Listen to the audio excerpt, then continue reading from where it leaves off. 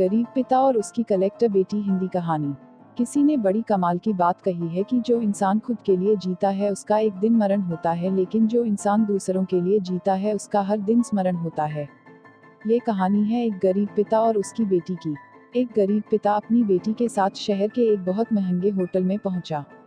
उस गरीब पिता ने फटे पुराने कपड़े पहने हुए थे और उसकी बेटी ने स्कूल की ड्रेस पहनी हुई थी, क्योंकि वह स्कूल से सीधा उसको लेकर के आया था।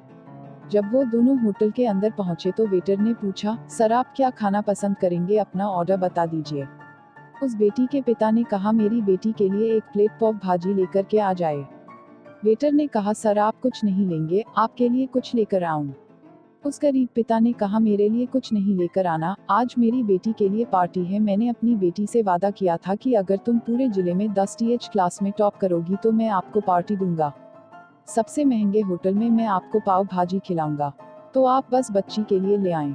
यह बात जब वेटर ने सुनी तो वह दौड़ते हुए अपने होटल के मैनेजर के पास पहुंचा और मैनेजर से कहा, सर मेरी आपसे एक छोटी सी दरखास्त है, आप मेरी सैलरी में से पैसे काट लेना, लेकिन आज मैं चाहता हूं, जो बच्ची उस टेबल पर बैठी है अपने पिता के साथ, उसके पिता को भी एक प्लेट पाव भाजी खिलाई जाए।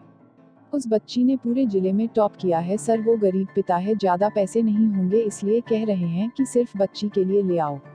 तो सर मैं चाहता हूँ कि मेरी तरफ से उन्हें भी पाव भाजी खिलाई जाए। होटल के मालिक ने जब ये बात सुनी तो कहने लगा, अरे क्या बात कर रहे हो छोटी सी, तुम उसके पिता के लिए भी पाव भाजी लेकर जाओ और उस लड़की के लिए भी, पैसे मत लेना, 3-4 प्लेट पाव भाजी पैक भी करा कर ले जाओ और 2-3 किलो मिठाई के डिब्बे भी साथ ले जाओ और उनसे कहना कि यह पार्टी जो है होटल की तरफ से है, हमारी बेटी ने पूरे जिले में टॉप किया है। उनसे कहना कि पूरे मोहल्ले में मिठाई बांटिए और जश्न मनाए, चिंता मत कीजिए। जब ये बात होटल के मालिक ने कही तो वेटर खुश हो गया, उसने कहा, क्या बात है, कितने अच्छे मालिक के यहाँ मैं नौकरी कर रहा हूँ।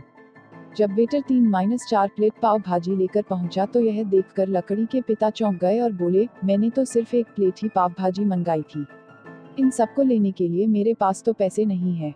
वेटर ने कहा, क्या सर शर्मिंदा मत कीजिए, यह हमारी तरफ से है, ये बेटी आपकी ही नहीं हमारी भी बेटी ही है जिसने पूरे जिले में टॉप किया है। यह मिठाई के डिब्बे और 3-4 प्लेट पाव भाजी पैक कर दी है, आप इन्हें लेकर के जाइए और जश्न मनाएं। पिता और पुत्री खुश होकर वहां से चले गए। कई साल इस बात को बीत गए और उस बेटी ने इतने साल कड़ी मेहनत की और यूपीएससी की तैयारी करके कलेक्टर बन गई। किस्मत थी ऊपर वाले की, या कहा जा सकता है कि करिश्मा था ऊपर वाले का कि उसी शहर में उसका आना हुआ। उनके द्वारा सूचना पहुंचा दी गई कि कलेक्टर मैम आने वाली हैं और उसी होटल में खाना खाने वाली है। कलेक्टर साहिबा की आने की खबर मिलते ही उस गांव के सभी लोग कलेक्टर साहिबा को देखने के लिए वहां पहुंच गए। किसी को इस बात का बिल्कुल भी अंदाजा नहीं था कि ये वही पिता और बेटी हैं। जब कलेक्टर साहिबा अपने पिता के साथ होटल में पहुंची तो उन्होंने होटल के मालिक से कहा कि क्या आपने हमें पहचाना, हम वही पिता पुत्री हैं जो मेरे 10 टीएच क्लास में टॉप करने पर आपने हमें पार्टी दी थी।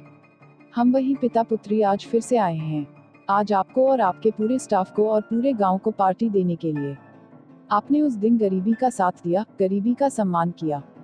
आपने उस दिन जो हमें पार्टी दी उसने मुझे बताया कि मुझे कितनी और ऊंचाई तक पहुंचना है और मुझे मेरी मंजिल तक पहुंचना है। आपने मुझे एक नई प्रेरणा दी थी और मैं आज उसी प्रेरणा का एहसान चुकाने आई हूँ। कलेक्टर मैडम अपने मन की बात कहती जा रही थी और उनकी आंखों से आंसू बहते जा रहे थे। होटल का मालिक और वेटर दोनों हाथ जोड़कर खड़े थे और कह रहे थे, क्या बात है, ऊपर वाले का आशीर्वाद है।